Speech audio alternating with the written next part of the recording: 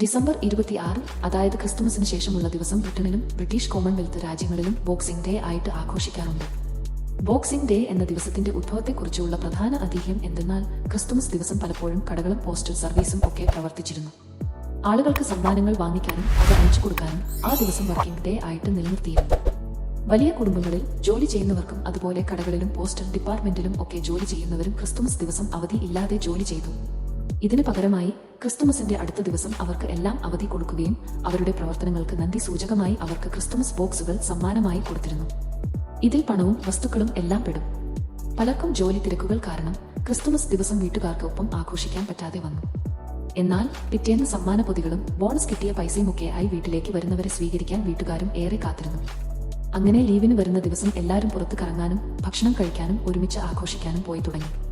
കുടുംബക്കാർക്കും കൂട്ടുകാർക്കും എല്ലാവർക്കും ഒരുമിച്ച് ആഘോഷപൂർണ്ണമായി ക്രിക്കറ്റ് മാച്ച് കണ്ടുകൂടെ എന്ന ചിന്തയിൽ നിന്നാണ് ബോക്സിംഗ് ഡേ ടെസ്റ്റ് മാച്ച് ഓസ്ട്രേലിയയിൽ ആരംഭിക്കുന്നത്.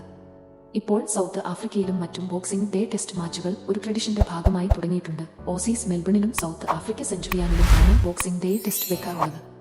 ഈ ബോക്സിംഗ് ഡേയിൽ 3 മാച്ചുകളാണ് ഉള്ളത്. ബോർഡർ ഗവാസ്കർ ട്രോഫിയിലെ 4ാം ടെസ്റ്റ് ആയ ഇന്ത്യ ഓസ്ട്രേലിയ മത്സരം മെൽബണിൽ നടക്കും. സൗത്ത് ആഫ്രിക്കൻ ടൂറിലെ പാകിസ്ഥാന്റെ ആദ്യ ടെസ്റ്റ് സെഞ്ചുറിയാനിലും സിംബാബ്വെ ടൂറിലെ അഫ്ഗാനിസ്ഥാന്റെ ആദ്യ ടെസ്റ്റ് ബുലവായിലും നടക്കും.